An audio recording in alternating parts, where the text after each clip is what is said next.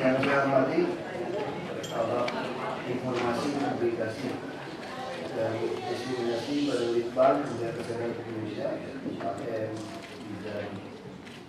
Yang saya hormati Kabak Terusan Litbang dan Pemilihan Umum Indonesia Bapak Dewi Berapa. Saya mohon maaf Pak, dan kodongan tidak bukain botol lain Pak. Yang saya hormati Rektor Surya University Profesor Yan Surya, Ketua Dewan Riset Daerah DKI Jakarta, Profesor Kirawadi dan anggota, para anggota riset daerah DKI Jakarta, dari para pejabat Pemprov DKI, para peserta Social Innovation Competition tahun 2015, hadirin dan undangan, selamat sore, salam sejahtera kita semua. Pertama kita bersyukur atas karunia Tuhan kita bisa kumpul di sini, kita bisa melihat kreativitas di anak-anak ITB luar negeri. ITB satu UGM ya, UGM. Tapi ini bukan karena ada KKN dengan UGM kita kan. Karena DKI ini di sini juga bayar UGM juga ya. Pak Gubernurnya UGM soalnya. Jadi kebetulan. Kami sangat menyambut baik apa itu tiap tahun bisa dibuat seperti ini, sebuah inovasi yang baik. Dan tentu saja kita juga berharap bisa diaplikasikan di dalam pelaksanaannya. Ya, seperti tadi yang finger piece tadi ya, itu tentu kita harus menunggu soal monorer gitu. Saya sih pengen batalinnya di yang kita gampang gitu. Nah ini tentu mesti kita minta ke tim ahli bangunan. Tentu TPT dulu tuh tim penasehat teknis arsitektur perkotaan dan bangunan. Sekarang jadi tinggal tim pertimbangan bangunan ya. Arsitektur bangunan. Wah bisa itu saya hafalin singkatan. Saya perlu hafal satu, yang kedua kita yang baru lagi ya. Ganti nama dia tahun ini.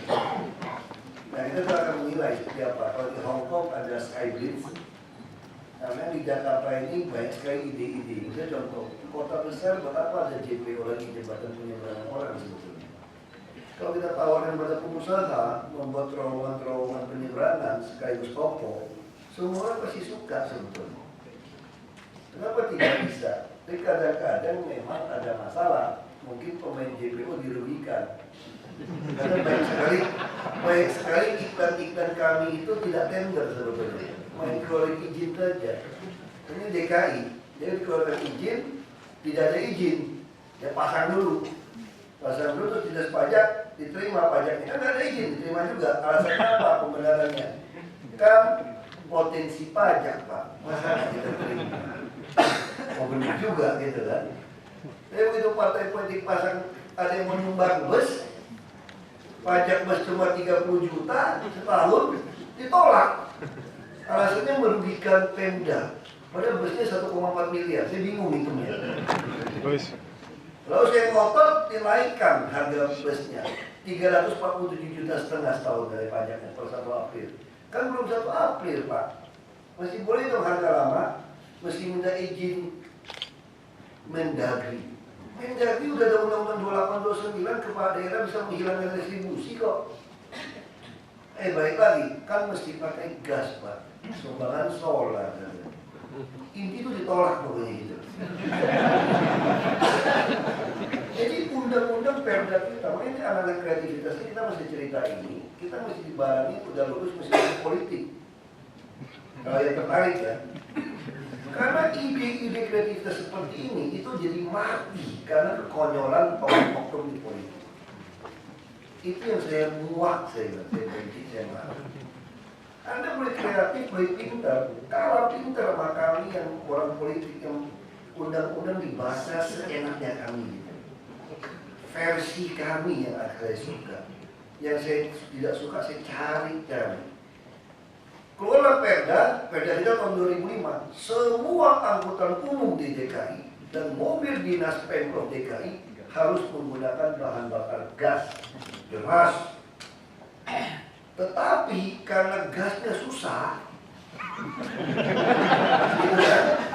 Terpaksa kami tetap izinkan bus itu menggunakan solar.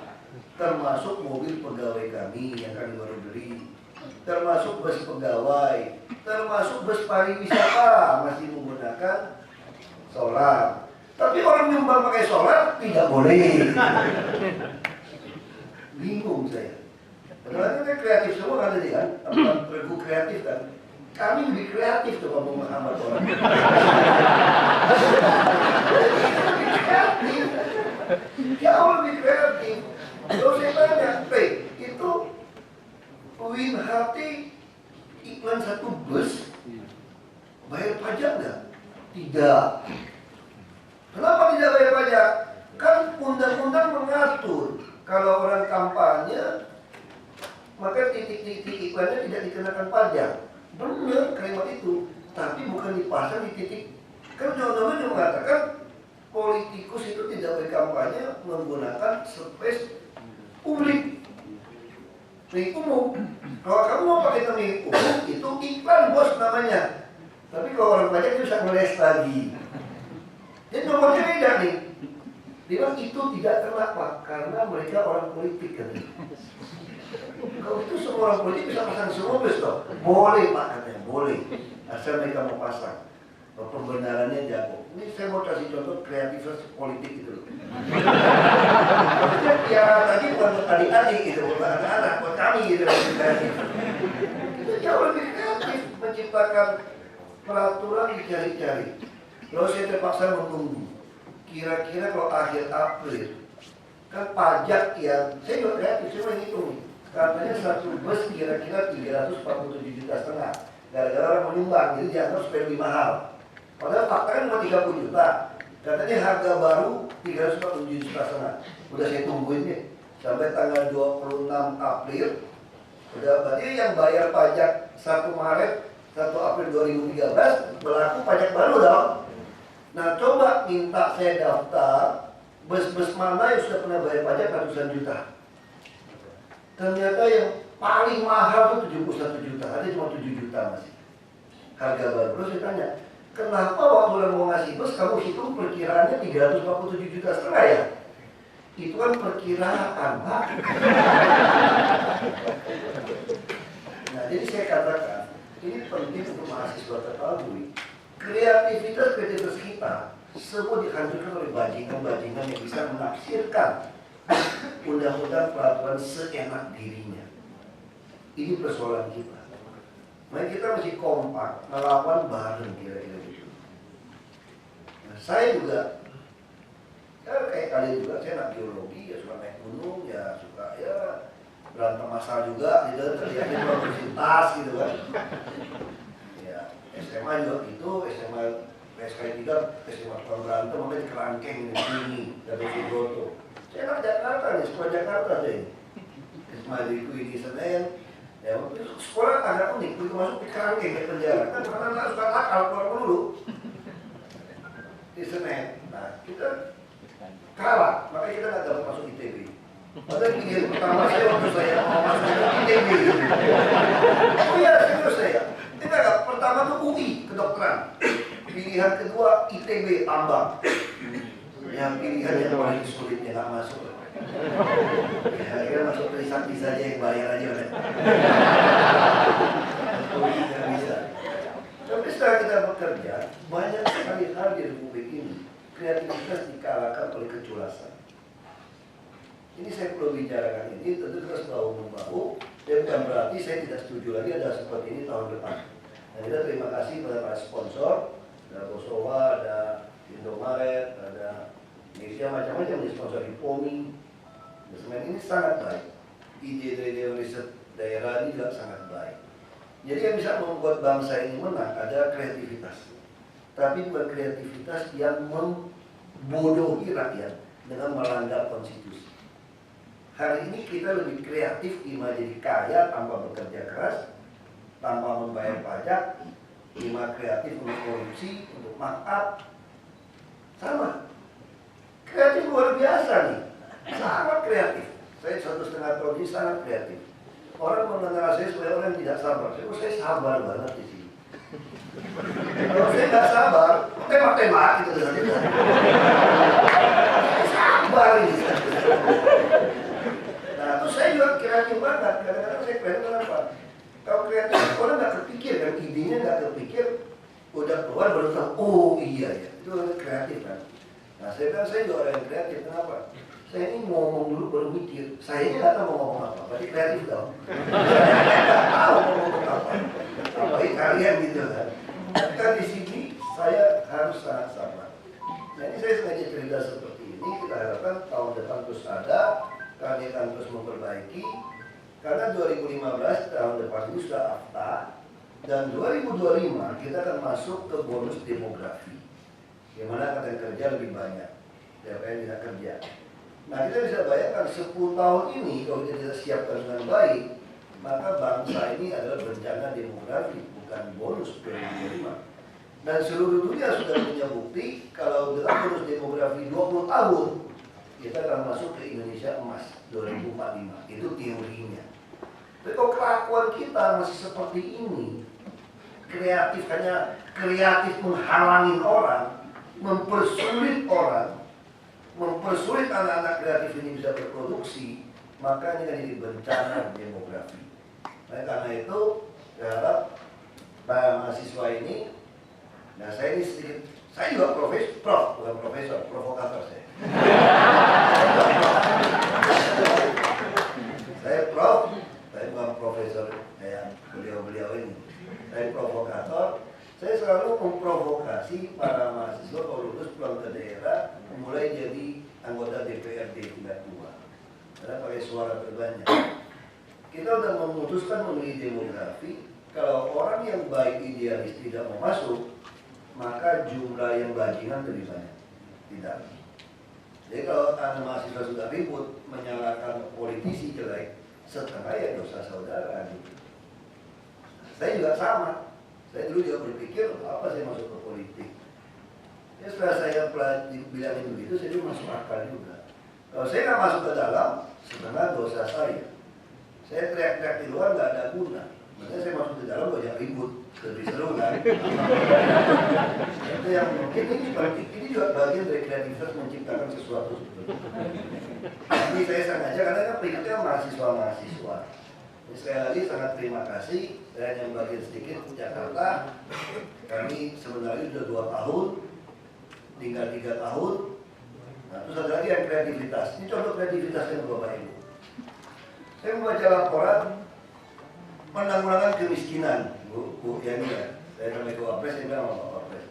Laporannya sangat menarik, saya cerita sama Profesor. Kita bersyukur angka kemiskinan turun dari 3,6% ke 3,5%. Padahal angka inflasi naik dari 300, garis kemiskinan naik karena inflasi dari 332.000 ke 340 sekian ribu. Jadi artinya kalau Bapak Ibu berpenghasilan 345.000 per bulan, Bapak Ibu sudah di atas garis kemiskinan. Masuk akal nggak? Masuk akal dong. Toh kan? Jadi angka kemiskinan kita turun karena kita gunakan standarnya 2.500 kalori. PBB mengajarkan kita gunakan $2. Berarti kalau Bapak Ibu penghasilan 750.000 per bulan sudah di atas garis kemiskinan. Padahal kalau kebutuhan hidup layak seseorang di DKI lajang itu 2 jutaan. Harusnya KHL itulah garis kemiskinan. Gimana kalau Bapak Ibunya nggak ada pensiun, dia punya istri nggak kerja, punya suami tidak kerja, punya anak bagaimana? Cukup nggak 2 juta? Tidak cukup. Ya harusnya di DKI siapapun berpenghasilan di bawah 2 juta, dia miskin. Tidak ada data. Kita bayar BPS, saya bilang kepada bikin survei tiap kelurahan, saya ingin tahu. Terus secara politisi bahaya. Ini saya sengaja cerita sama mahasiswa ini. Kenapa? Nanti tahun depan akan keluar angka betapa bodohnya Jokowi dan Ahok memimpin DKI. Setelah 2 tahun angka kemiskinan melonjak dari 3,5% kan kira-kira itu kan. You know? Dan 2017 tahun kemudian lagi, lawan kami akan menjual itu supaya tidak pilih kami. Nah kami jawab, kami tidak peduli.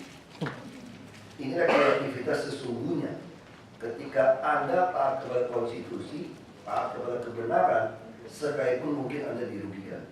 Nah kita butuh para kreatif ini, yang kreatif ini, bukan hanya menciptakan sesuatu, lalu frustrasi, lalu ikut arus, kita rela kehilangan jabatan, asal konstitusi dan kebenaran ditegakkan.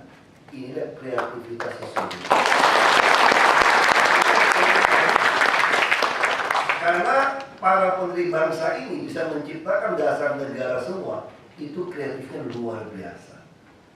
Sampai bisa ciptakan ini mengikat Sabang Merauke, seluruh bangsa dengan ratusan suku, etnis, budaya, ribuan yang berbeda. Ini yang kreatif sesungguhnya. Nah, kita harapkan kreativitas tadi yang bicara Bhinneka Tunggal Ika, bicara tentang mempersatukan orang.